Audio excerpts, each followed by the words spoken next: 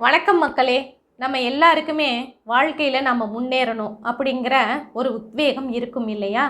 அப்படி நம்ம வாழ்க்கையில் முன்னேற நம்ம என்ன செய்யணும் அப்படின்னு ஒரு கேள்வி வரும்.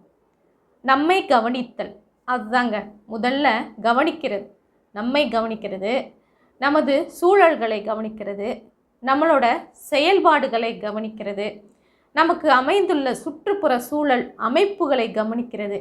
இப்படி ஒவ்வொன்றா நம்ம கவனிச்சுக்கிட்டே வந்தோம்னா நமக்கு ஒரு தெளிவு கிடைக்கும்.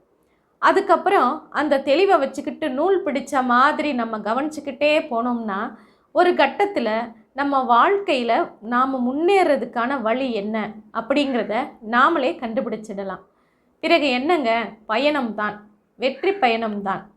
ஓகே மக்களே, சப்ஸ்கிரைப் பண்ணாதவங்க சப்ஸ்கிரைப் பண்ணுங்கள், லைக் பண்ணுங்கள், ஷேர் பண்ணுங்கள். தேங்க்யூ மக்களே.